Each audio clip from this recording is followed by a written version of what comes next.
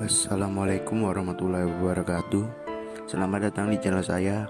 Di sini saya akan menceritakan kisah pengalaman seorang perempuan yang mendapatkan gangguan makhluk halus di kamar kosnya.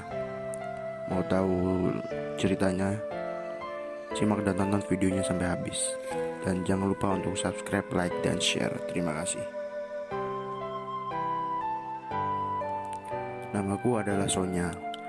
Kisah ini terjadi saat aku masih menjalani masa-masa awal kuliah di salah satu politeknik di Depok, sekitar tahun 2014. Rumahku di Cikarang, jauh dari Depok.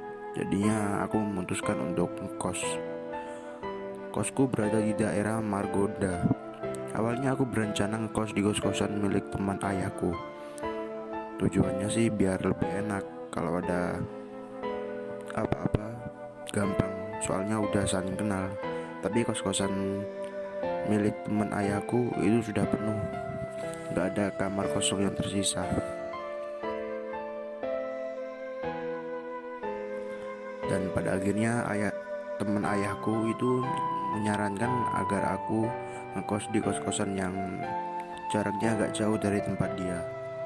Aku setuju aja karena waktu sudah mepet dan keburu mau masuk ospek. Gak ada waktu buat cari kos-kosan lain.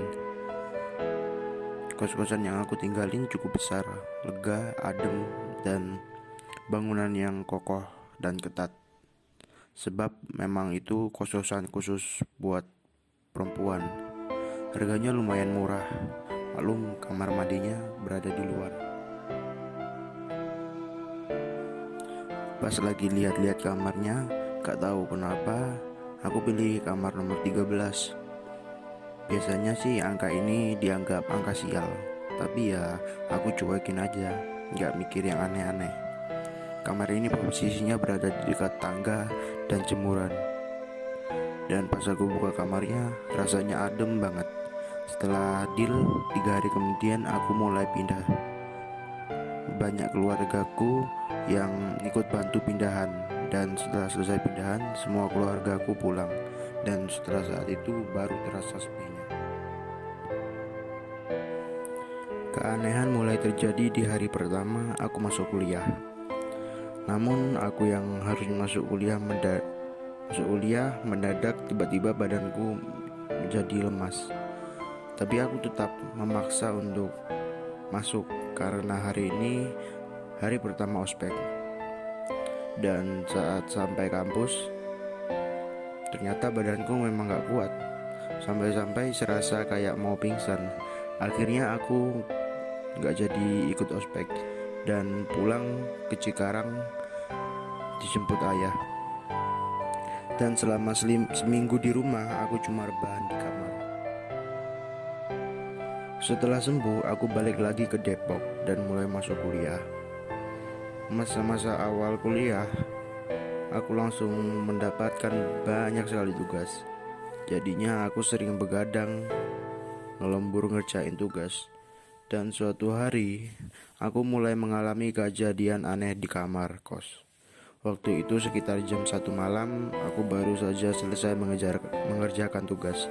Dan setelah mengerjakan tugas, aku rebahan di kasur. Sambil main HP. Dan pada saat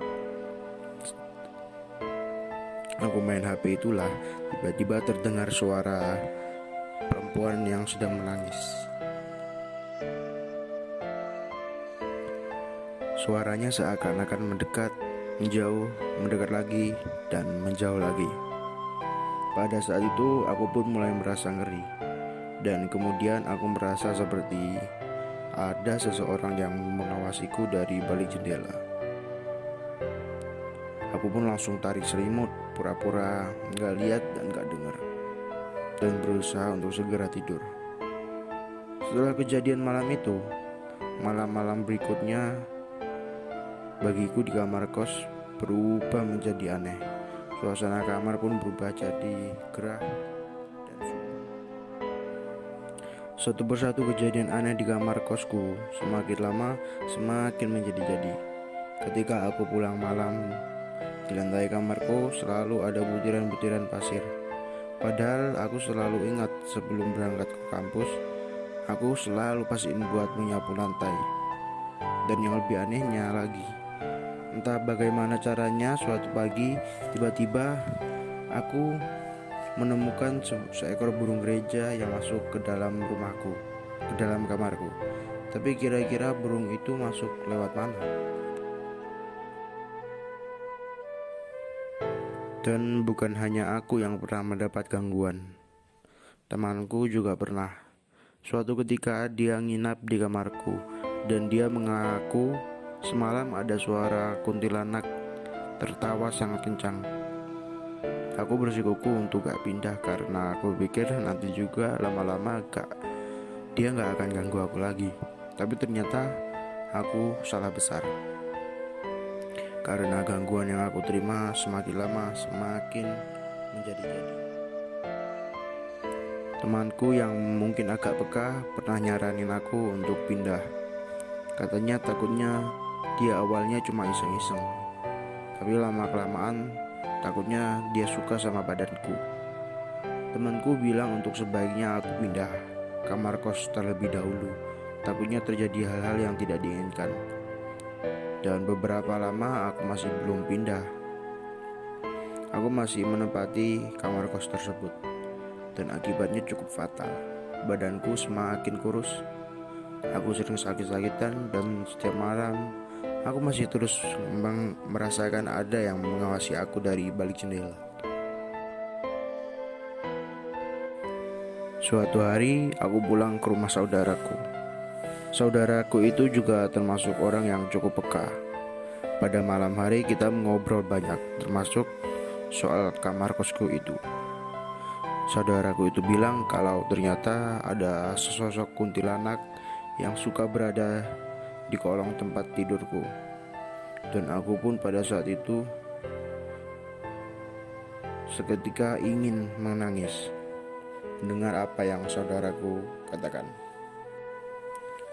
Dan pada saat aku sedang mengobrol dengan saudaraku mengenai sosok tersebut, mendadak banyak nyamuk yang berdatangan dan gak mau pergi. Kata saudaraku, dia ada di sini sekarang.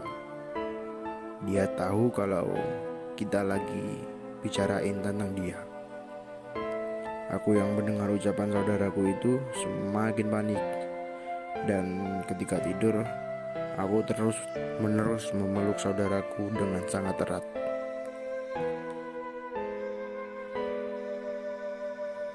Dan pada akhirnya aku udah gak kuat lagi.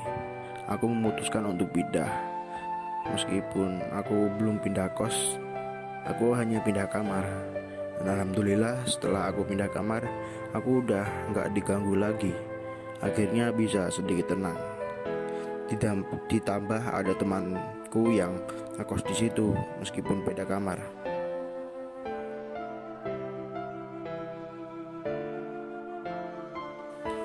Dan karena masih di kos-kosan itu, aku masih sering ngelewatin kamar lamaku itu. Dan setiap aku ngelewatin kamar itu, rasanya seperti ada seorang yang memperhatikan aku dari dalam. Tapi ya aku gak menghiraukannya. Dan beberapa waktu setelah itu kamar lamaku itu sempat diisi sama orang lain. Aku gak berani cerita ke dia soal kamar itu. Biarin dia aja yang ngerasainnya sendiri. Paling juga gak bertahan lama. Dan bener saja, gak sampai 1 bulan dia udah pindah.